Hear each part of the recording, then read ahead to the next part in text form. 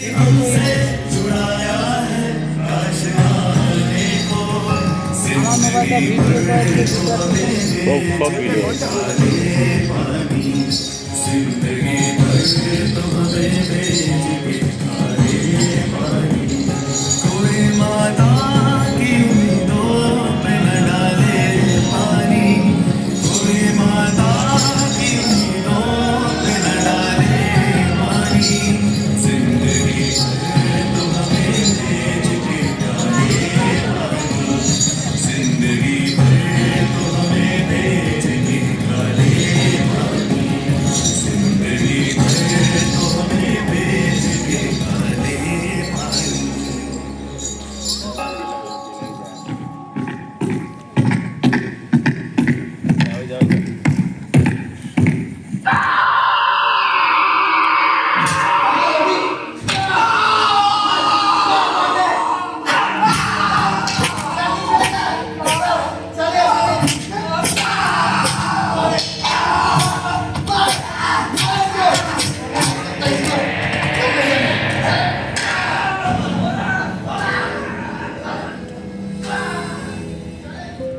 अब भी मौजूद है जुल्मों की निशानी लोगों, दरो दीवार पे लिखी है कहानी लोगों। कहां से शुरू करूं ये कहानी? जुल्म सितम की यह दास्तां, आजादी के परवानों की वीरता और त्याग की गाथा।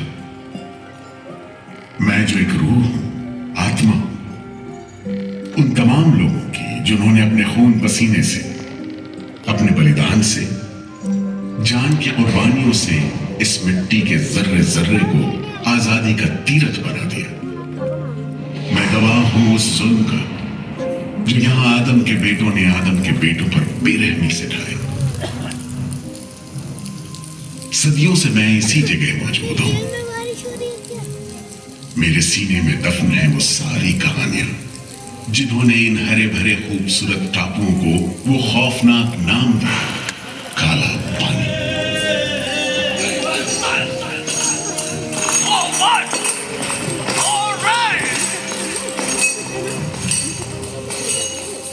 तो वहीं से शुरू करते हैं, उसी हरियाली से जो कैद करने वालों के जुल्म और कैदियों के खून पसीने से बेदाग थी।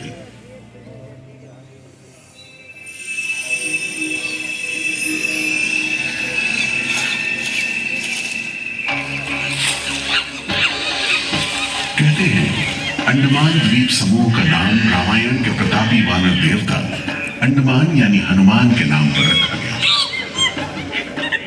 पुराने जमाने से यह कहानी चली आती है कि जब राम ने लंका पर चढ़ाई करने की योजना बनाई थी तो पहले इन्हीं टापुओं से धावा मारने की सोची थी, लेकिन बाद में इरादा बदलकर धनुष कोटि से हमला किया। इतिहास और पुराण में अंडमान द्वीप समूह इसी सिलसिले में याद किया जाता रहा है। उधर दूसरी शताब्दी के रोमन भूगोल शास्त्री टॉलमी ने इन टापुओं को दुनिया के पहले नक्शे में जगह दी और नाम रखा एग्डेमोन, एक ग्रीक गॉड एगेमेम्नॉन के नाम पर, जो भाग्य का प्रतीक है। इन टापुओं की तरफ लोगों का आना शुरू हुआ। धर्म प्रचारक, लुटेरे, बागी, मल्ला, किस्मत आजमाने को निकले जहाज, हर तरह के लोग यहां आते रहे। 18वीं सदी के अंत में ईस्ट इंडिया कंपनी ने इन टापुओं पर एक बस्ती कायम करने की कोशिश की और यहां लेफ्टिनेंट आर्चिबाल्ड ब्लेयर को भेजा, मगर ये कोशिश नाकाम रही और अगले 60-70 बरस तक किसी ने इन टापुओं की सुध नहीं ली।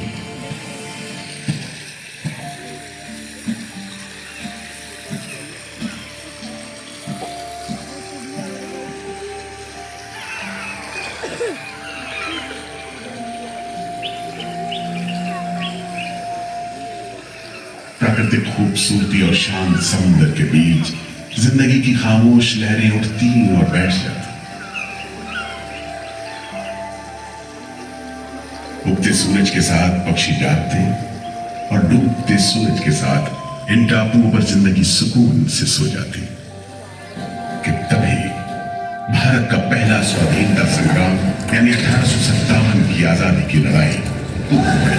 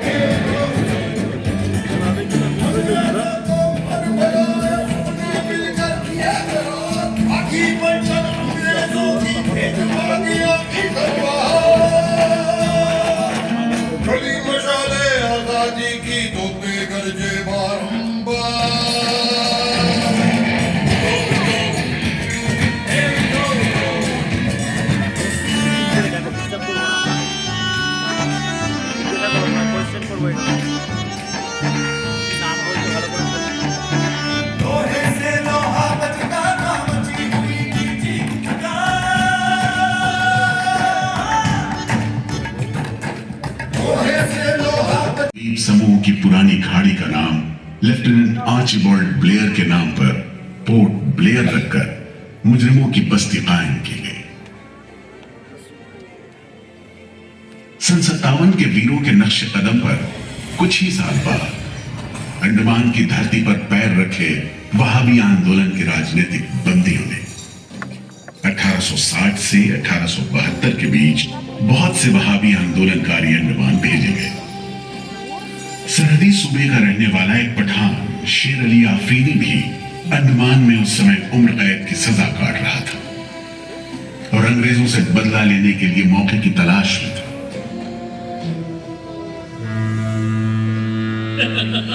क्यों है शेर अली, तुम इस भीड़ भाड़ में कैसे? ओए, हम सुना है फिरंगी का लाट साहब इधर आता है। हम भी देखने आया है जुल्म करने वाले का सरदार कैसा दिखता है।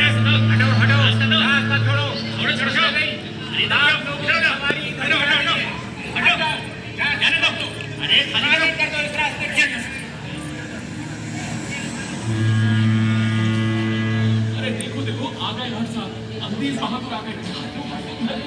मिस्टर बर्ड, मैं सोचता हूँ कि इस खूबसूरती के बीच रहने के लिए प्रिजनर होना भी मैं एक्सेप्ट कर लेता। Yes, indeed. Just look how beautiful this place is.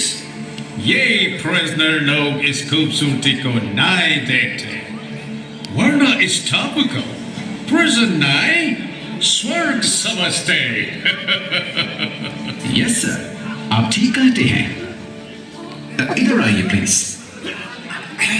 हम तुमको खत्म कर देगा फिरंगी जालिम। कैदियों के साथ तुम लोग जो हैवानी सलूक करता है, हम बर्दाश्त नहीं करेगा। अरे शेर अली है, सजा याफ्ता कैदी, सजा में रियायत पाकर नाई की दुकान चलाता है। जैसा कि होना था, शेर अली को फांसी हो गई।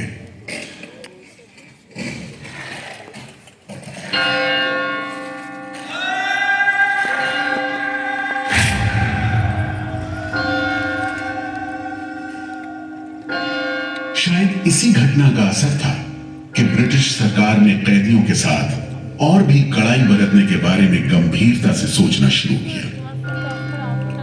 नतीजे के तौर पर सन 1896 में पोर्ट ब्लेयर की खौफनाक सेलुलर जेल का काम चीफ कमिश्नर केविन और इंजीनियर मैक्विन की निगरानी में शुरू हुआ।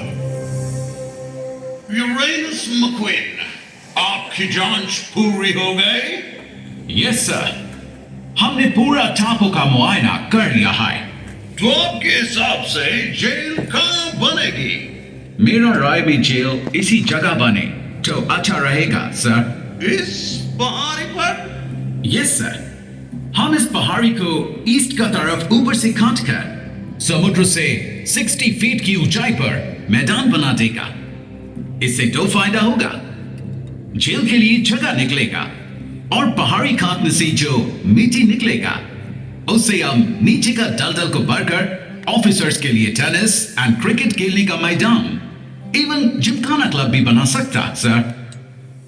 तय हुआ कि 5 लाख रुपए की लागत से पोर्ट ब्लेयर की इस पहाड़ी पर जेल बनेगा। फॉरेन कारीगरों के अलावा 600 कैदियों को काम पर लगा दिया गया। इस जेल में एक वक्त में 700 कैदियों को बंद रखा जा सकता था। योजना के अनुसार जेल के बीचों बीच एक मीनार बनाई जानी थी, जिसकी 7 दिशाओं में 7 खंड किसी सितारे की भुजाओं की तरह निकले होंगे।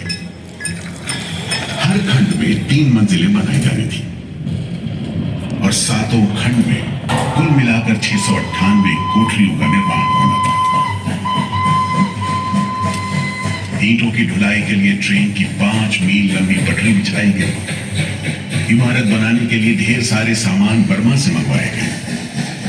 जेल को बनाने में कोई 3 करोड़ ईंटें इस्तेमाल की गई। इंसानी खून पसीने की तो कोई गिनती ही नहीं।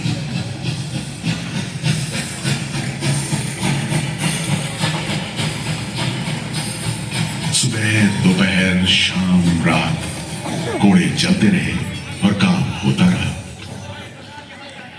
दीवारें उठनी शुरू हो गई। आखिरकार 10 साल बाद सन 1906 में यह विशालकाय जेल तैयार हुई और यहीं से अंडमान के इतिहास का सबसे काला दौर शुरू हुआ।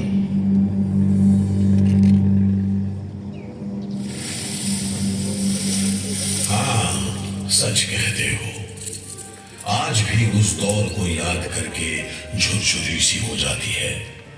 मैं पुराना पीपल का पेड़ जेल खाना बनने के इस लंबे अरसे में हर रोज अपनी जान की खैर मनाता रहा, क्योंकि इस पहाड़ी पर उगे हुए घने जंगल साफ करने के दौरान बहुत से लोग थे जिनका ख्याल था कि मुझे भी और पेड़ों की तरह काट गिराया जाना चाहिए, लेकिन मैं बच निकला। मेरी किस्मत में शायद खड़ा रहकर इस जेल में होने वाली यातनाएं देखना लिखा था। हर एक कैदी जेल के फाटक के भीतर आकर मेरी डालियों के नीचे से ही निकला है।